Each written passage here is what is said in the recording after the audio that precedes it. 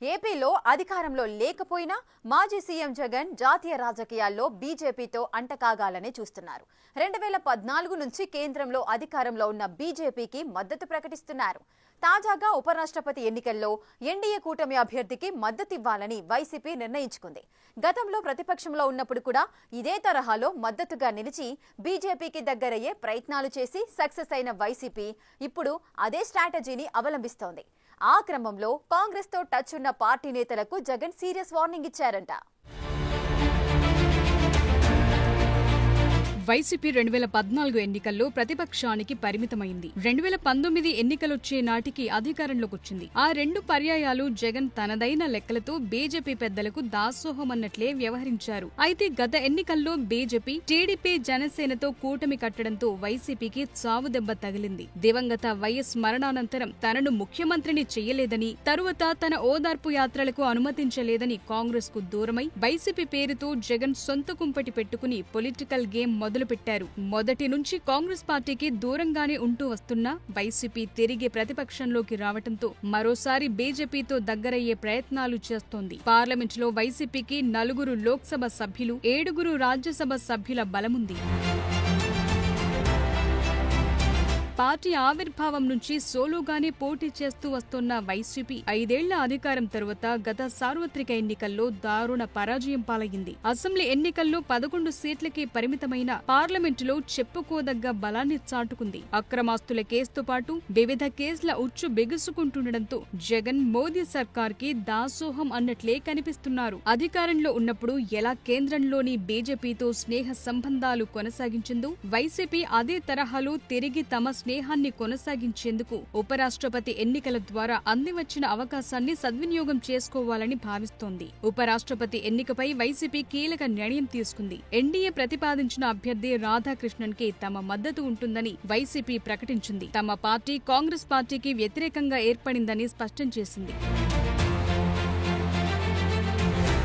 NDA కూటమి అధికారంలో తొలి 10 ఏళ్లు వైసీపీ పార్లమెంటులో కేంద్రం ప్రవేశపెట్టిన పలు బిల్లులకు ఆమోదం తెలిపింది. గతంలో తాము అధికారంలో ఉన్నప్పుడు, అంతకు ముందు ప్రతిపక్షంలో ఉన్నప్పుడు కూడా కేంద్రానికి పలు కీలక సందర్భాల్లో బేషరతుగా బీజేపీకి మద్దతు ప్రకటించింది వైసీపీ. వ్యవసాయ చట్టాలు, వన్ నేషన్ వన్ ఎలక్షన్ సహా పార్లమెంటులో పలు బిల్లులకు కూడా ఎన్డీఏ పక్షాన నిలిచింది. వీటితో పాటు Delhi service bill, IPC, CrPC, evidence act సంస్కరణల బిల్, చీఫ్ ఎలక్షన్ కమిషన్ నియామక బిల్, ఆర్టికల్ 370 రద్దు బిల్, ఓబీసీ అమెండ్మెంట్ బిల్ వంటి పలు కీలక బిల్లులకు కూడా వైసీపీ మద్దతు ప్రకటించింది.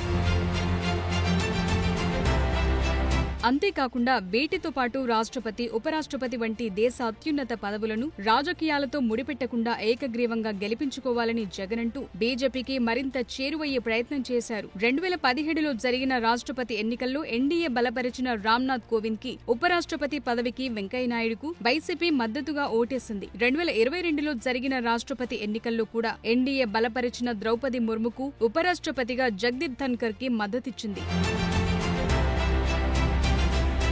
తరువాత ఉపరాష్ట్రపతిగా ఉన్న జగదీప్ ధన్కర్ రాజీనామా చేయడంతో ఎన్నికలు అనివార్యమయ్యాయి. దీంతో ఎన్డీఏ తరపున బీజేపీ సిపి రాధాకృష్ణన్ ఉపరాష్ట్రపతి అభ్యర్థిగా బరిలో నిలవడంతో మద్దతివ్వాలని నిర్ణయించింది. మొత్తం మీద మరోసారి తమకు బీజేపీతో స్నేహ సంబంధాన్ని పునరుద్ధరించుకోవటానికి జగన్ ప్రయత్నిస్తున్నట్లు అర్థమవుతోంది. తెలంగాణ నుంచి తెలుగు బిడ్డ జస్టిస్ సుదర్శన రెడ్డిని ఇండియా కూటమి అభ్యర్థిగా ప్రకటించిన జగన్ అలాంటి నిర్ణయం తీసుకోవటం వివాదాస్పదంగా మారింది. మరోవైపు కాంగ్రెస్ అగ్రనేతలు వైసీపీ నేతలతో సంప్రదింపులు జరుపుతున్నారు. రాజ్యసభలో 7 సభ్యుల బలమున్న వైసీపీని కనీసం తమకు మద్దతు తెలపకపోయినా తటస్థంగా ఉంటే చేయడానికి కాంగ్రెస్ పెద్దలు ప్రయత్నిస్తున్నారు. ఆ క్రమంలో ఎంపీ రఘునాథరెడ్డి కాంగ్రెస్ అధ్యక్షుడు మల్లికార్జున ఖర్గే నివాసానికి వెళ్లి భేటీ అవ్వటం ఏపీ రాజకీయాల్లో కీలకాంశంగా మారింది. అది జరిగిన గంటల వ్యవధిలోనే కాంగ్రెస్ అగ్రనేత జైరాం రమేష్ వైసీపీ కీలక నేత వైవి సుబ్బారెడ్డికి ఫోన్ చేసి మద్దతు కోరారు.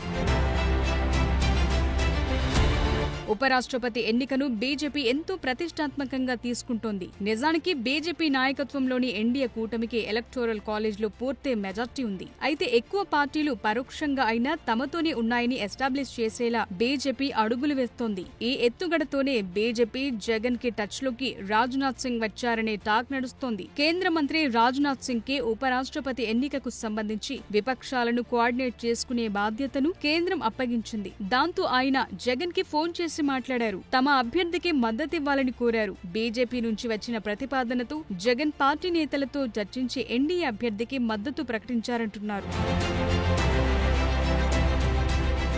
మరోవైపు కాంగ్రెస్ కు చెందిన కీలక నాయకులు నలుగురు వైసీపీతో టచ్ లో ఉన్నారు. వైసీపీ ఎంపీ రఘునాథరెడ్డి ఏకంగా మల్లికార్జున ఖర్గేతోనూ సమావేశమయ్యారు. తనకు ఖర్గేతో 30 ఏళ్లకు పైగా అనుబంధం ఉందని, అందుకే కలిశానని ఆయన చెప్పుకొస్తున్నారు.